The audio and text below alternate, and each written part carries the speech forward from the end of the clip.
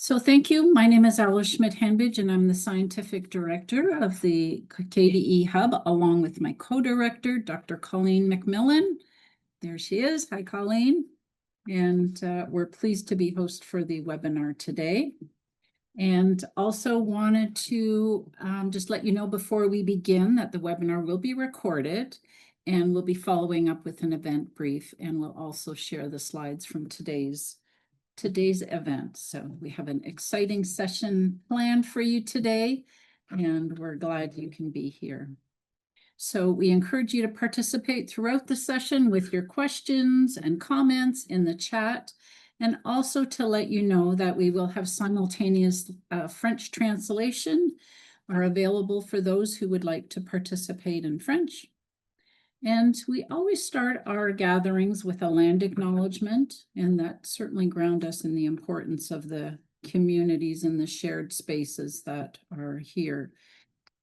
Of course, June is National Indigenous History Month, and it's an opportunity for us to take time to reflect on the diverse cultures, the histories, and the contributions of First Nations, Inuit, and Métis peoples across Canada. And also significantly on June 21st, which is this Saturday already, is National Indigenous Peoples Day on the summer solstice, which is the longest day of the year. And I'm certainly enjoying all the sunshine and daylight hours. So the National Indigenous Peoples Day poster that's available on your screen, it shows 3 images: an eagle representing First Nations, a narwhal representing Inuit, and a violin that represents Métis. The illustrations are surrounded by multicolored smoke that represents Indigenous traditions, spirituality, inclusion, and diversity. I also would like to honor the wisdom and the resilience and the achievements of those in the Indigenous communities, while also acknowledging the ongoing struggles and knowing that a lot of work remains to be done in advancing decolonization and reconciliation. And our work towards reconciliation takes place in all corners of our campus through research, learning, teaching, community building, and outreach.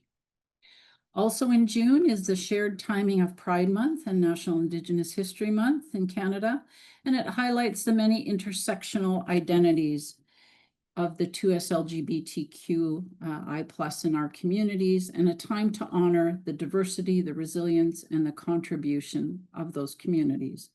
And whether you identify as part of the 2S LGBTQI community, plus community, or as an ally, your presence matters. And together we help shape a more just and affirming future for all. So these acknowledgements that make space for and a welcome reminder to recognize the unique contributions and experiences of both communities. And it's a time for us to celebrate this month for more education and to foster understanding and further our allyship between groups and the individuals.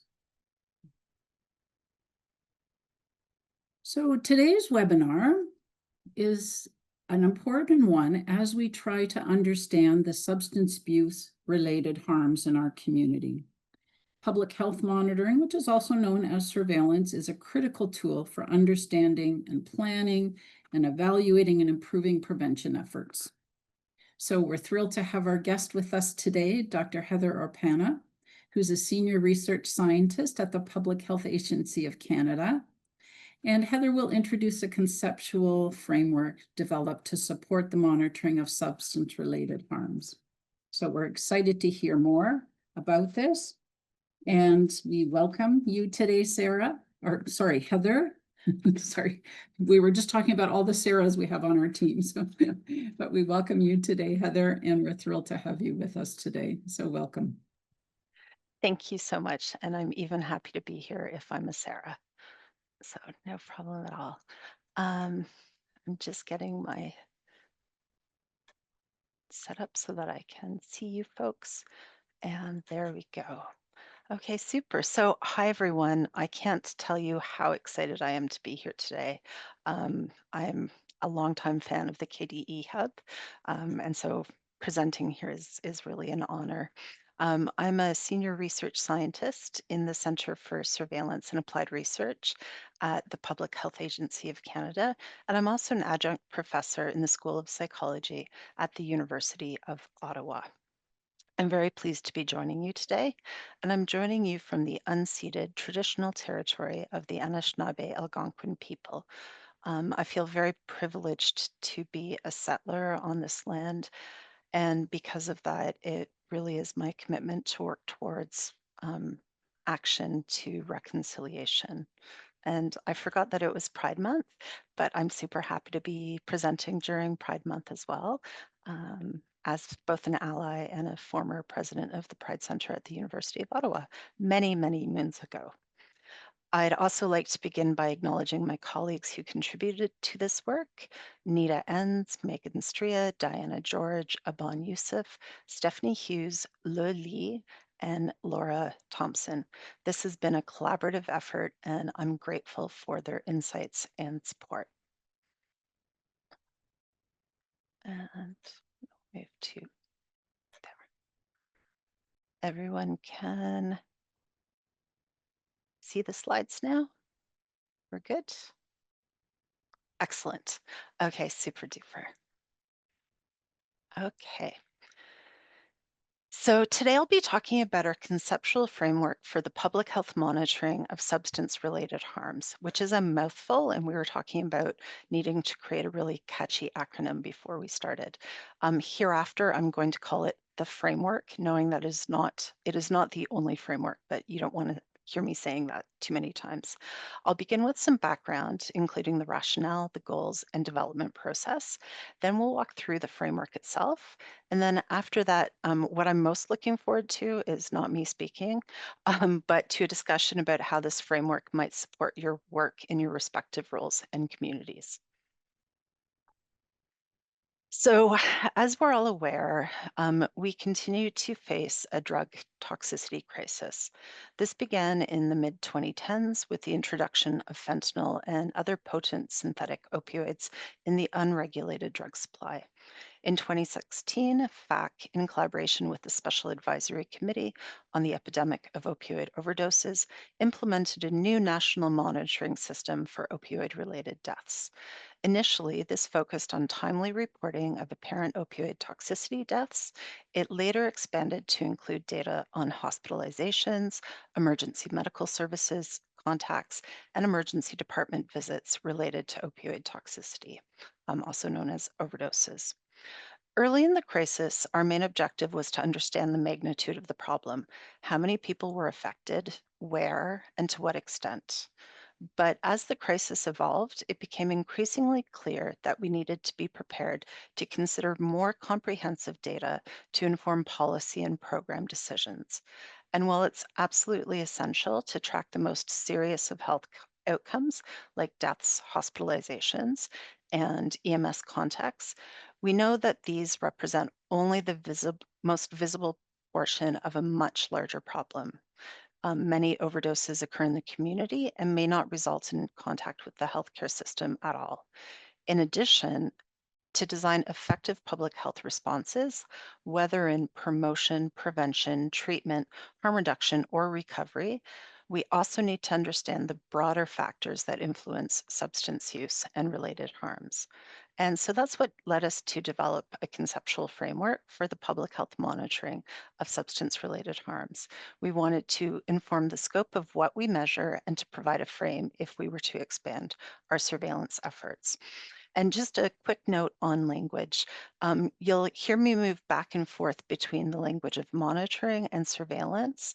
We're trying to move more consistently to using the term monitoring when we're speaking to more general audiences, because the term surveillance for some populations has really negative connotations. So those of us who live in public health, particularly in epidemiology, surveillance is our bread and butter, and it's hard to understand that for people who may have experiences with the justice system or with public safety personnel, surveillance has a very different meaning. And so that's why you'll hear us using the monitoring language more frequently. Um, the other thing I wanted to talk to you a little bit about is about conceptual frameworks and what they are and what they are not. So, frameworks are tools that help us organize our thinking about complex issues. And I think we can all agree that substance use and related harms is a pretty complex issue. And unlike physical things like a molecule or a vaccine, frameworks are not part of the natural world that we can touch. They are socially constructed. This means that we help create them in order to make sense about a topic. We identify key elements and relationships, and these frameworks support communication and decision making. But because they're constructed rather than discovered, different frameworks may be used to approach the same issue from different angles. Some frameworks will be more useful than others, depending on the context, the questions being asked, and the goals of the work. And importantly, a framework that serves us well today may no longer be fit for purpose in the future. That's why it's important to revisit and revise frameworks over time, especially in dynamic areas like public health. So while this is the framework that we're presenting today, it is not set in stone and it will evolve over time. So now I'm going to tell you a little bit about how we developed this particular framework. We started with a literature review, and then we looked at some of the examples of our other surveillance frameworks at the agency, including the Positive Mental Health Surveillance Indicator Framework, the Suicide Surveillance Indicator Framework, and the Chronic Disease Indicator Framework. We borrowed some of the attributes from those that were found to be useful, but we didn't take all of those attributes.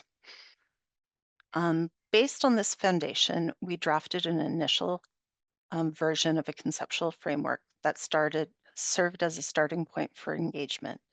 We then consulted and engaged with a number of groups across the Public Health Agency of Canada and Health Canada, as well as with Health Canada's Council of People with Lived and Living Experience.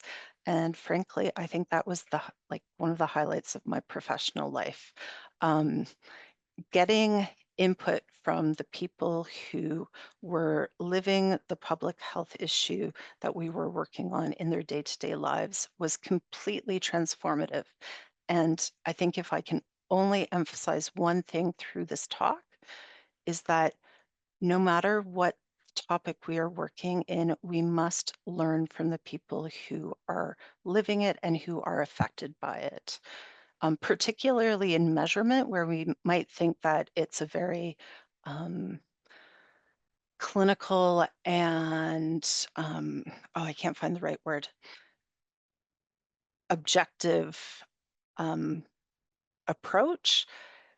My lens will never allow me the experiences to come to the right conceptual structure in comparison to somebody who has lived and living experience. So throughout these engagements, we refined our framework iteratively, which incorporated a range of perspectives and lived realities. We also used a professional facilitator for some of these sessions, and throughout the process, we took detailed notes, we tracked suggested changes, and after each session, we revised the framework accordingly. We documented when we made changes and when we did not in order for transparency. And let me begin by showing you where we started.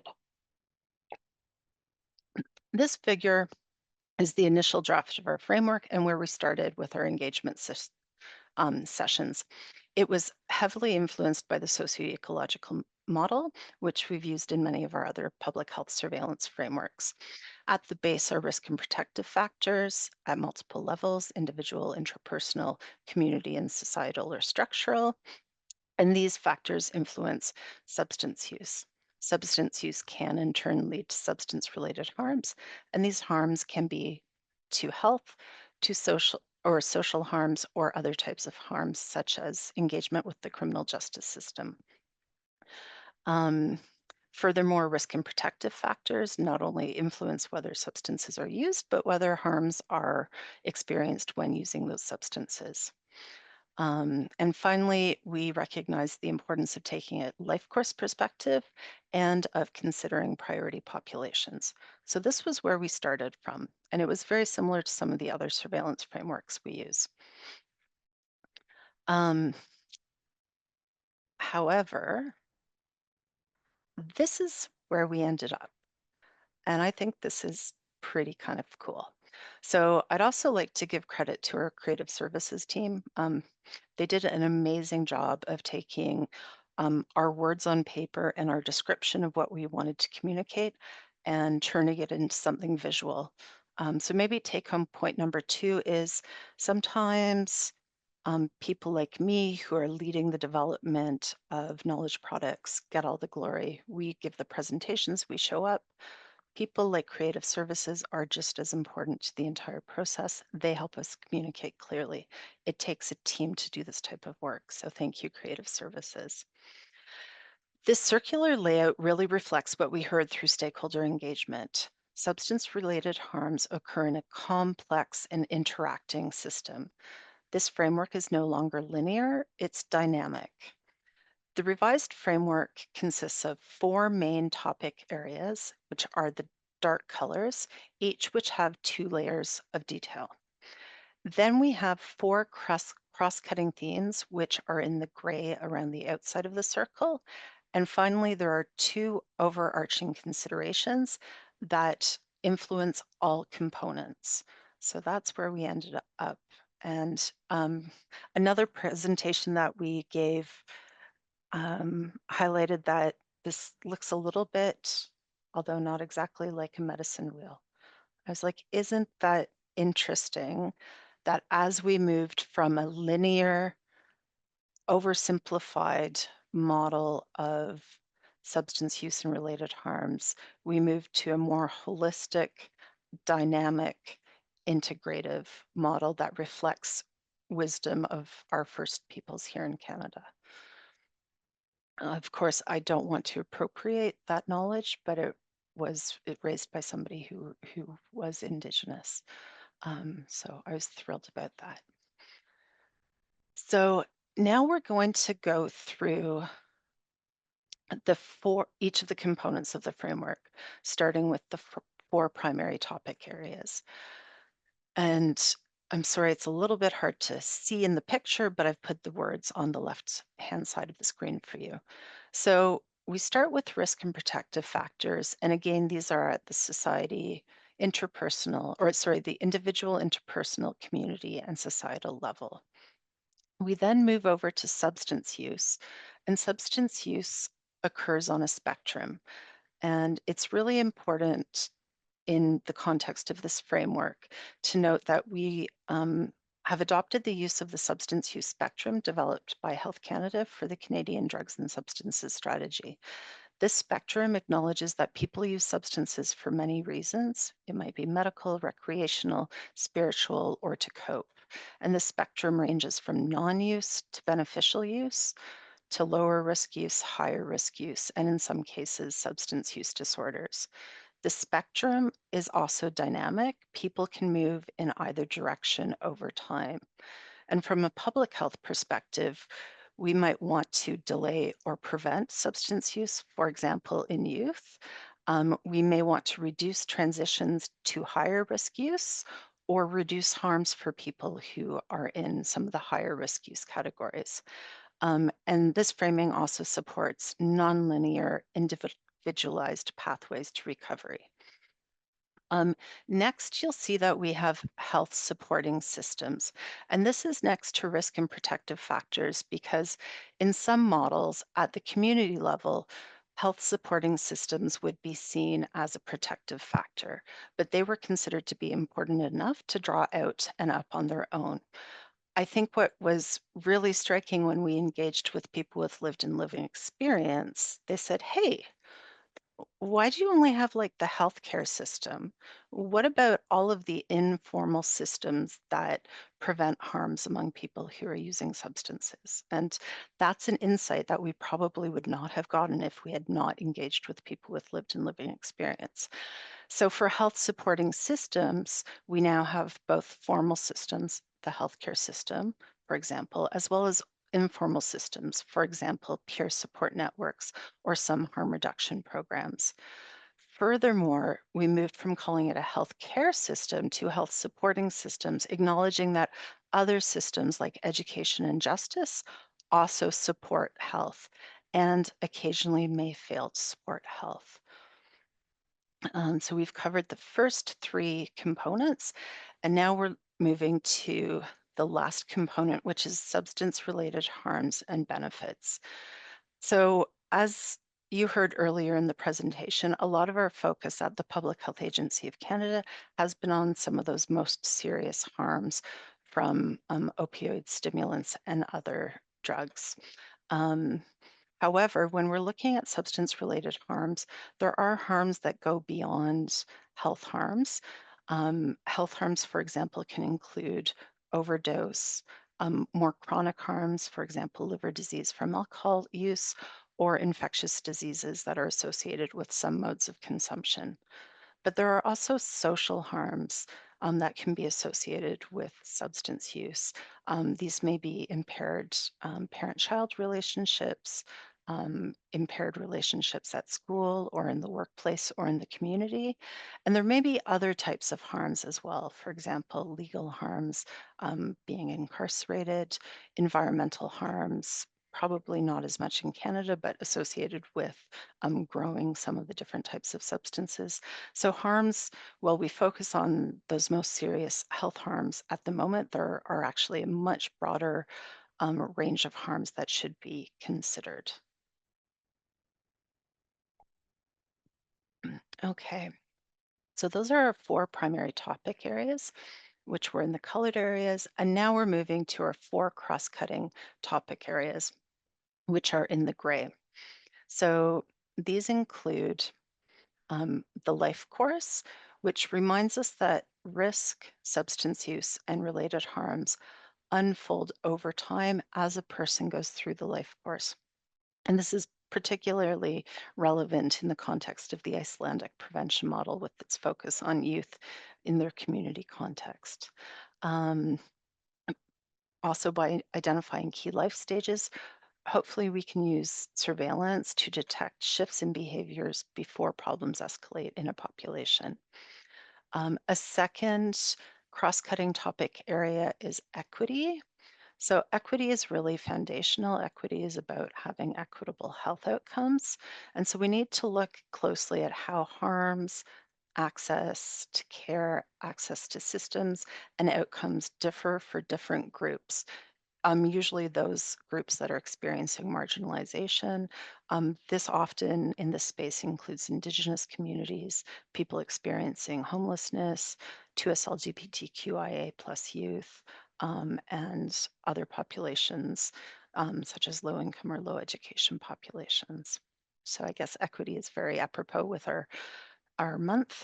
Um, and surveillance is super important from an equity perspective because if we don't have surveillance data that includes identifiers, we don't know if a specific health issue or its risk and protective factors um, are disproportionately distributed throughout the population. Another cross-cutting topic area that emerged was mental and physical health and illness. And this might seem a little bit strange because we do have health harms as one of the substance-related harms and benefits. And mental and physical health and illness can also be a risk and protective factor. Mental and physical health and illness are also really related to substance use for some people, and mental and physical health and illness are very closely related to engagement with some health supporting systems. So, because mental and physical health and illness had so much interplay between those primary topic areas, we decided to pull it out as a cross cutting topic area. Um, And then finally, the fourth cross-cutting topic area was stigma. So stigma is negative attitudes or beliefs or behaviors about or towards a group of people, which can result in discrimination, prejudice, judgment, and stereotypes. And this really can profoundly shape how people live their lives, including with how they engage in services. And if you think about it, particularly when monitoring data are based on healthcare service use. Stigma can actually shape the way we understand a health issue from a monitoring perspective based on non-engagement with formal health supporting systems. So if we want accurate, inclusive monitoring data, then we must also consider, measure, and address stigma. Finally, in addition to the four cross-cutting topic areas, there are two overarching considerations, and these apply across all of the topic areas and at every stage of the surveillance process. So we heard very clearly from the people with lived and living experience who we engaged with that we must use data respectfully. There was a perception that sometimes data were used in a way that further stigmatized and further marginalized people who were using substances or experiencing substance-related harms. So really in public health, we have a responsibility to make sure that we are using our monitoring data in ways that are confidential, sensitive, and respectful. We need to ensure that our data do not reinforce stigma or further marginalize communities.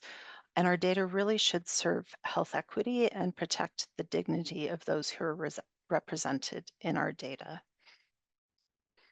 The other overarching consideration that came out loud and clear was the fundamental importance of engagement. Um, so engagement is not about connecting once with a group, it's about building ongoing, meaningful partnerships with the people who are most affected by the topic that you're conducting monitoring on. So in this case, substance use and related harms, and especially those with lived and living experience. This is really central to valid, reliable, and ethical data. Um, it's important that respectful use of data and engagement underpin the entire surveillance or monitoring process. So that includes like the choice of topics, the design of indicators, the interpretation of data, and the communication of findings. And this will require a continuing shift in the way that we do our work in monitoring, but we will get better outcomes because the underlying data will be more valid and representative. And this also aligns with public health ethics. So I've presented the framework to you now, and now we're going to have a little bit of fun. So we have a Slido. I'm just going to switch to that screen. The URL should be in the chat, or you can use the QR code that's on the screen. And hopefully you can put 1 or 2 or 3 words into the Slido, and I'd love to hear what comes to mind after hearing this first part of the presentation. Mm, mm. Ah, so we're getting people with lived and living experience are the experts, comprehensive, meaningful, co-creation. Oh, I love that word, co-creation. Hierarchy makes me a little bit sad. I'd love to hear a little bit more about that. Application, yes, we need to get towards application. Respectful, certainly trying, always more work to do. Centering lived experience, yes, although there are also lots of challenges, and I think we need to continue working together to figure out how to do that more effectively. Integration, holistic, inspire, thank you. I'm actually mostly inspired by listening to you folks. Helpful, overwhelming, yep. Starting point, for sure. This is just a starting point. This is not the end. This is the beginning. Inclusive, reconciliation, thought-provoking. Wow, those are some really meaningful words. Elegant. That's kind of nice. Thank you. um, I'll tell creative services. Helps with understanding, nuanced, transformational. Oh, and my dog is about to lose his mind, so I'm so sorry if you hear him in the background. There's someone at the door. Two-parters. We're still getting words, so what's missing? That is a good question, and maybe we can have that conversation at the end of the presentation. Confused? Yeah, I'd like to hear more about that. I too am often confused. Through the confusion, though, we usually get to deeper understanding. Great. This has been really, really helpful for me and meaningful. We're missing the commercial determinants of health. That is a good point. Too theoretical.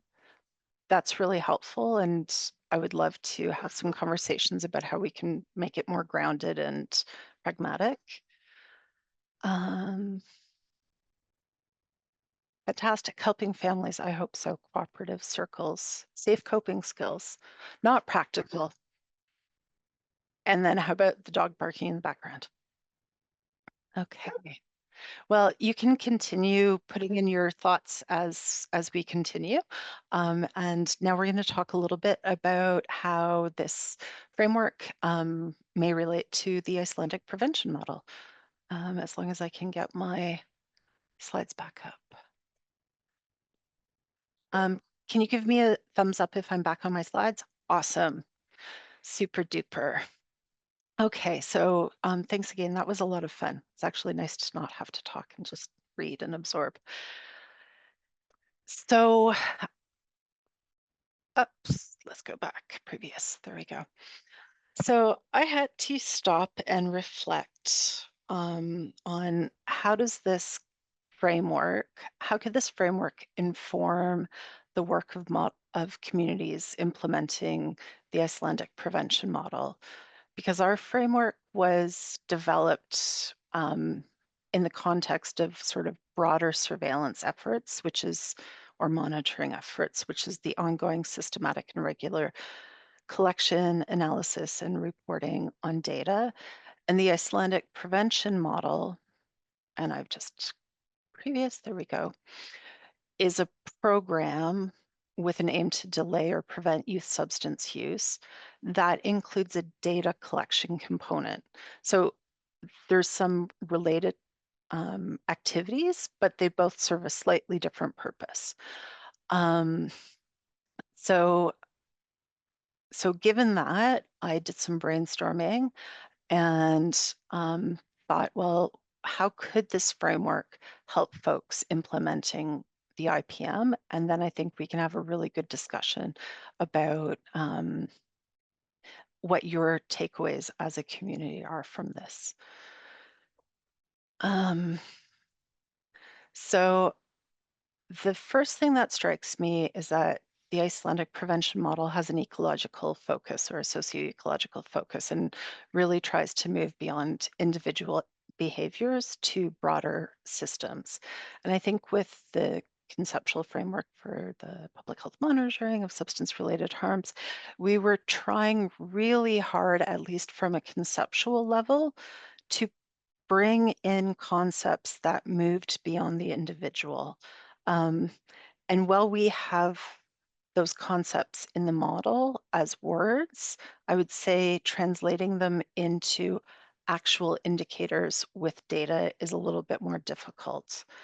So I think both for the IPM and for our framework, well, the goal is to move beyond individual behaviors. When we're thinking about data and measurement, it gets really hard when we're trying to measure above that individual level. I think both of our framework and the IPM emphasize social determinants and structural conditions. So environments, the social environment, the economic environment, the physical environment, the commercial environment. These both play a role in substance use and related harms. Um, I think both of the models reflect that substance use and related harms are created from a very complex system in reality, and that you can't just use isolated data points to understand the problem or the solutions. So that means that we really need to connect data on substance use, on the context of use, on resulting harms, on risks and protective factors that influence those in a way that better supports real world decision making. And I think particularly when you're planning at a local level, that's absolutely essential. When we're looking at surveillance or monitoring at a national level, we're looking at 60,000 feet. We want to understand broad changes in the population and the distribution in the population, whereas at a community level, you need to understand what's going on in your community so that you can act. So I think that's a bit of a difference. Um, I would say that in our framework, we've expanded the concept of harm to go beyond the most serious of health outcomes. Um, and particularly with respect to youth, while youth do experience, sadly and tragically, some of those most serious outcomes, luckily with the Icelandic prevention model, we are working or trying to work um, before those are the risk. So both the framework and the IPM are a little bit more distal from those most serious harms. Both the IPM and our framework also call attention to life course and equity. And then finally, through our framework, we're emphasizing engagement and respectful use of data. And my understanding is that the IPM is firmly grounded in a principle of community ownership, and making sure that data reflects the needs and voices of those who it's meant to serve, which I think is a really beautiful um, thought. So while our framework may seem theoretical or conceptual, I think it really can be brought down in a way that is very pragmatic and that can support integrated local prevention-oriented work, just like the work that Icelandic prevention model communities are already doing. And now, to close out our session and before we go to Q&As and discussion, we've got one more Slido. So we are, so now you should be able to see at the same URL, a Slido where you can put in a phrase or some text about how could this framework inform your work. And we'll just take a few minutes to reflect on that, and I'll read them out and give some reflections after I drink some water. And then really, I kind of wish that you guys could just talk to me for the next half hour because I'd have so much to learn. So interesting. So too high level, make honest connection with clients. Oh my gosh, this is so cool. Better understand local conditions, data, assessing quality of data, monitoring beyond healthcare measures, a foundation for thinking about substance-related harms. Yeah. How is this different from what we already know and do? That's a good question. We can talk about that for sure. Provides a shared language. Yeah. Linear to more dynamic. So there's quite a few quality of data comments coming up. I think I've seen equity a few times. Sharing is caring. Oui, bien sûr. A way to discuss the issues, sure. Help structure planning. Substance use indicators can be broad and include mental health. Assessment of community needs, co-creation of preventive measures. informing interventions, organizing, demonstrating the value of harm reduction.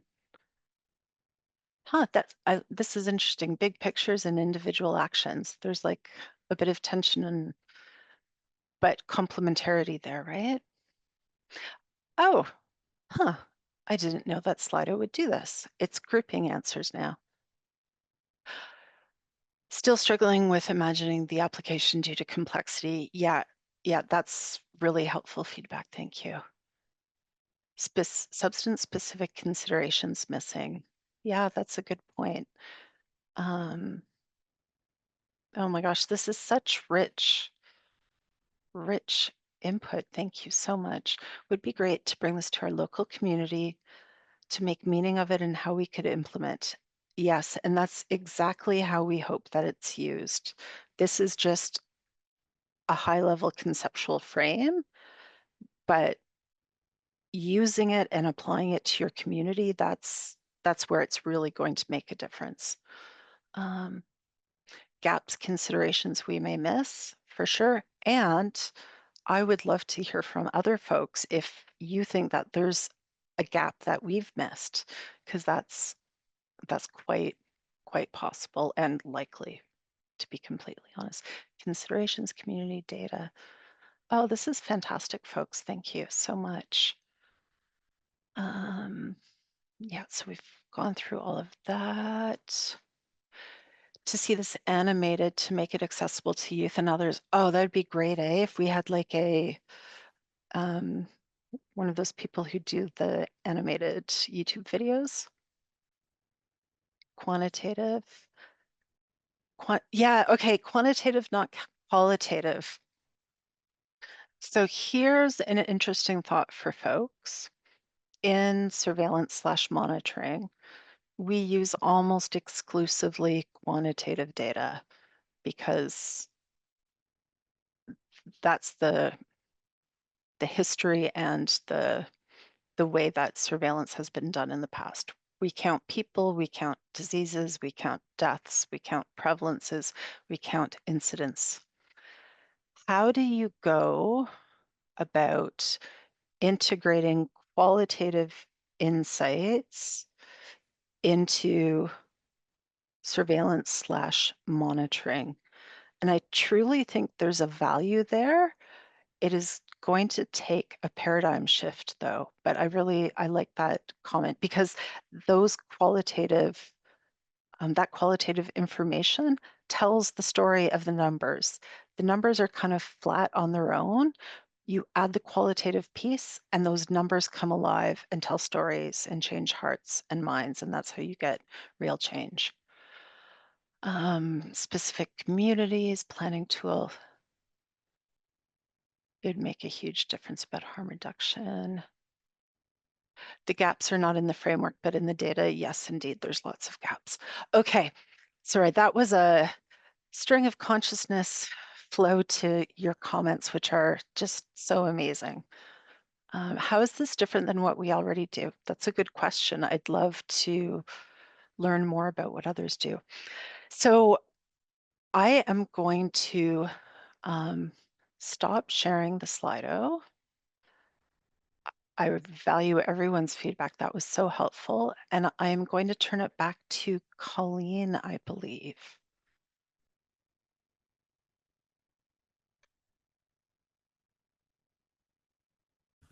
Yeah, thank you, Heather. I think Sarah's going to facilitate maybe 10 minutes of questions.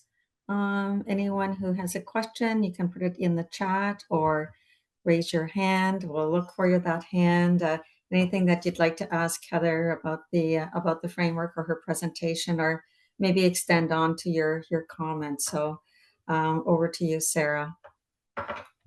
Thanks, Colleen. And I just wanted to acknowledge that there was a post in the chat in reference to that last Slido that says using and applying to group work/family work. So thank you for including that. So feel free to either use the hand raise function, which you can find under your React button down at the bottom of your screen, or add a message into the chat. And we can hopefully have Heather answer a few questions during our remaining time.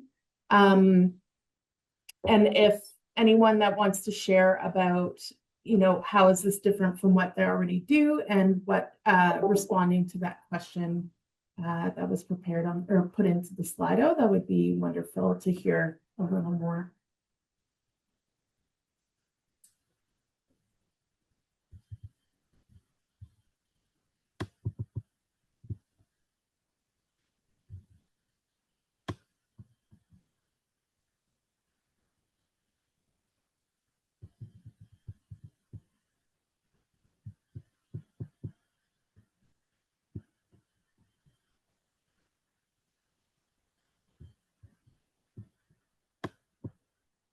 Heather, was there anything that really stuck out to you while we wait for a few questions to come in, that really stuck out to you now that you've had a moment to sort of think of what you were seeing in the Slido, that you would,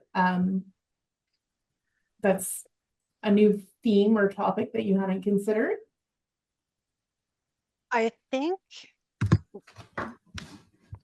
what is jumping out at me is the degree of engagement with the question. I was worried there was going to be crickets, and there's not crickets, which tells me that there is such an interest in how can we think about the data that we collect and how do we use it to inform our promotion prevention activities. Like, I love that, because we all know that the work we do is incredibly important. We see the changes on the ground. The way to translate that into long-term sustainable change is to be able to show it in the data, right?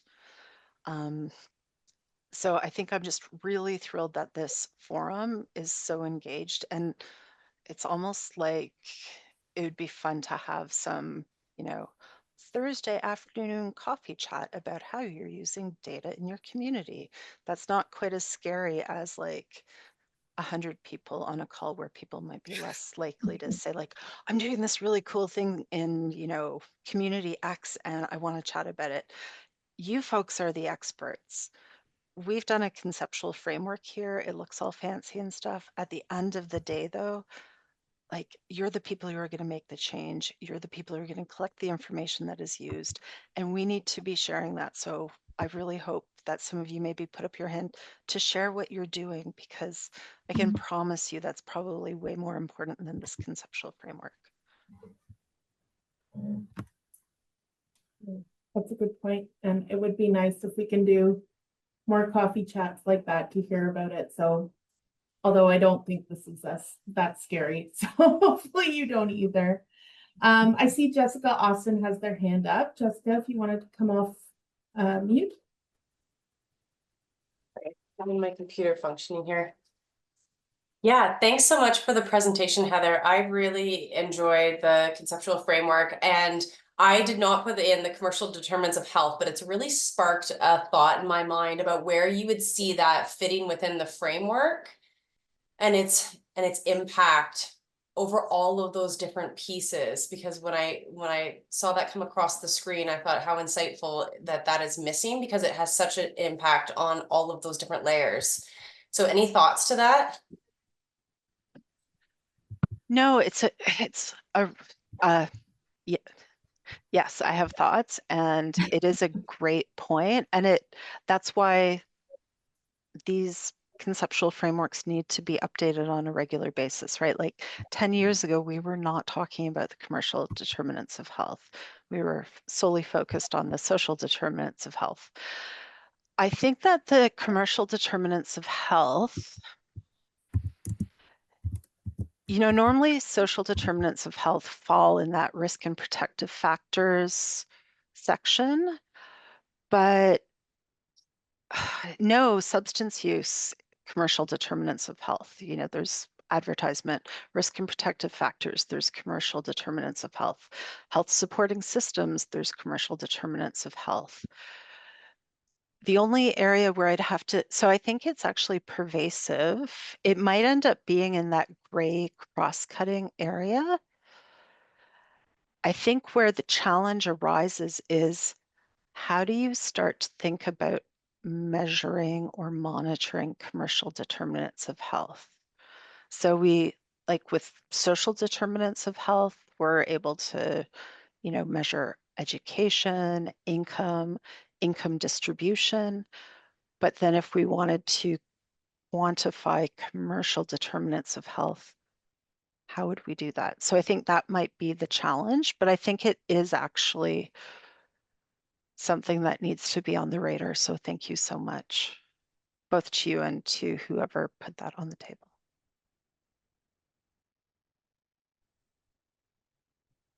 Great, thank you. Thanks, Jessica. So Terry has a question. Do you have any examples of how this could be or has been applied to surveillance at the federal, provincial, or local level? So that's a great question. We've only recently published this framework. So I believe it was published in January or February. And I would say this is the beginning of our process of socializing the framework. So we're hopeful that by disseminating it through fora like this, that other levels of government, provincial, or community will find something helpful in it so that they can look at their monitoring activities or their data collection activities and go, oh, we've got like really good coverage of this aspect, but we're missing a little bit on health supporting systems. So let's make sure that we get a little bit more coverage. I know certainly at the Public Health Agency of Canada, as we think about what we're collecting information on for substance-related harms, we're always considering what we may need for the future, at the same time keeping in mind the resource environment that we find ourselves in. I suspect in 5 years we'll be having a slightly different conversation about how it's being used. So use it, talk to me. We're happy to facilitate its use. We'll make sure to put your email in the chat so people can let you know how they're using. Absolutely. Give me a call. I'm happy to talk with anyone at any time. So I see one more question in the chat and one raised hand, and then we'll wrap up. So in the chat, it says, Jennifer says, in your impression, what data would be the most important to prevent further shifts away from proactive investments benefiting individuals that use substances? What data would you prioritize? Oh my gosh, Jennifer, I'd throw that one back at you. Only because I'm not the one on the ground. So one of the types of data that we're often missing is data about the quality of life and well-being of people who use substances. And actually, no, with data that we do have, sorry, thinking in real time. So we have good data on deaths, hospitalizations, ED visits, some EMS contacts, but we don't have good data about sort of under that level of the pyramid, which would really give a sense of like how widespread acute drug toxicity harms are. And so I think if we had better data on that to understand how pervasive that was, it might provide some further evidence to the importance of continuing to provide harm reduction services. I'd also have to think about that a little bit more though. Jennifer, I'd flip that back to you.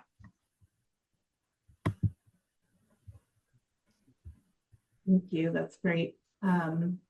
big question for sure. I know, I'm like, And I just see, I believe it's Mudge in the chat, if you want to come off mute.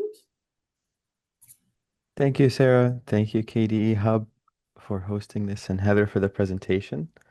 My name is Mej Drada. I'm with Thunderbird Partnership Foundation, and so we work very closely with First Nations across the country.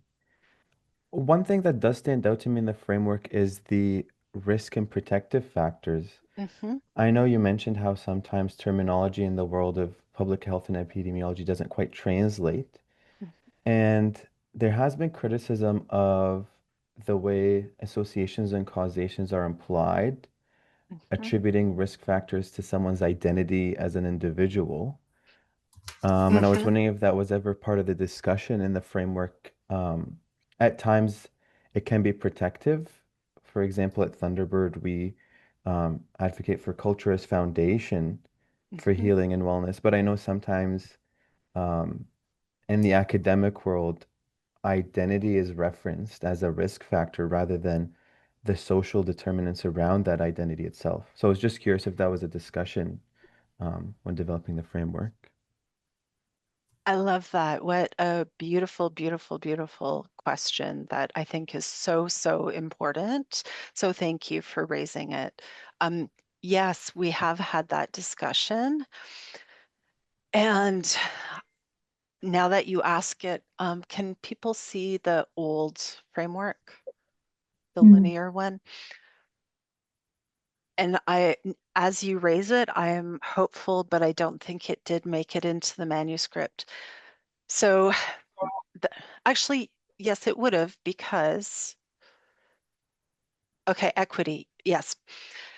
So I agree 100% that identity factors should not be considered risk and protective factors, because there are mediators that those risk and protective factors are the mediators between identity and the outcomes. So that would be included under equity in this version, and it would have, identity would have been priority populations in this version. And that way you don't ascribe somebody's identity as being a risk, but rather it's the things that are associated with that identity that may be a risk, if that makes sense. Does that answer your question? And I think it's really, really important. Otherwise, you risk further marginalizing people based on their identity, which is who they are. It So we should does, not tell and I people. appreciate you highlighting it because I think sometimes when we first look at a framework, it can be a bit overwhelming to tie in that journey and that story across the different levels of that framework, I think really helps. Because at first glance, that kind of is what stood out, as seeing risk factor and individual side by side and thinking, what Yeah. is this trying to tell us here? I love that comment, and thank you, because I am looking for a pencil so I can make sure I write that down. And if you're okay, may I share that with my colleagues as a reminder? Of course, thank you, Heather. Thank you, Majd. That was awesome. See, you guys are the experts, not me. That's great. Well, we really appreciate the engagement. Unfortunately, we're low on time. So we will make sure that Heather's email is, I believe Dan already posted it in the chat for us, but we'll put it at the end. And I'm going to pass it over to Colleen to wrap up our session today. Yeah, thanks so much, Sarah. So this brings our webinar to a close with Heather, and in 3 words, that was fantastic. It was really good, Heather. So on behalf of the Hub, and I want to say on everybody in the room, I'll take that liberty. I want to express our sincere appreciation and sharing your expertise in public health monitoring, and how we can use the data-informed framework for like lots of different reasons, as you mentioned: better understanding, planning, evaluating, improving prevention efforts, of course. So for those reasons, the framework has really like high utility for the YSUP projects and the KDE Hub. And so Your presentation was a couple of things. It was really timely, it's highly relevant, and of course, it's collectively appreciated. What I really appreciated was your note on language, and I think our last speaker just so eloquently just articulated that as well.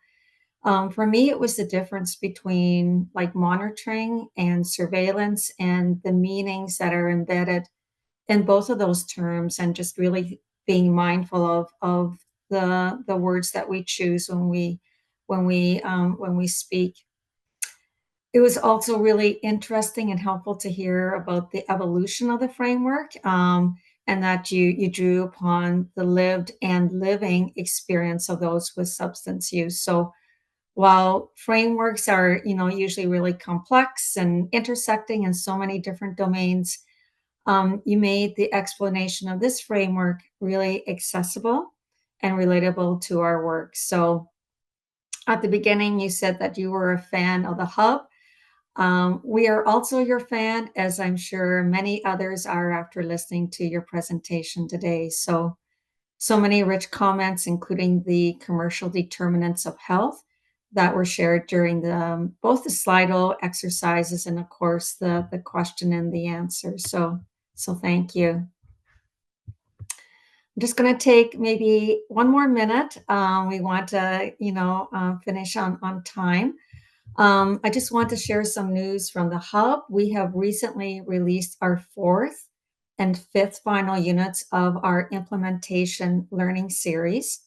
So Unit 4 is called Deliver and Refine, and Unit 5 is called Sustain and Scale. And the full series is relevant to anyone who's engaged with implementing programs and interventions. And the series really provides like best practices on implementation science and processes for whether you're just getting, acquainted with this material or whether you have years of experience behind you.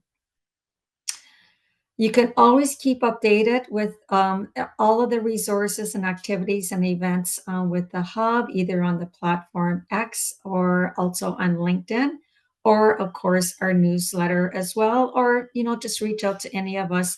We're more than happy to accommodate your questions and guide you further on resources. So as you know, just before you go, we'd love to hear your thoughts. A really brief 2-question survey is going to pop up as the webinar closes. So if you don't mind just taking a minute to share your thoughts so that we here at the Hub can keep improving. On that note, we're just slightly after 2, so I'm going to say on behalf of the Hub, enjoy the rest of your day. Try to get outside, if only for a short time, and we look forward to when we see you again. Take care.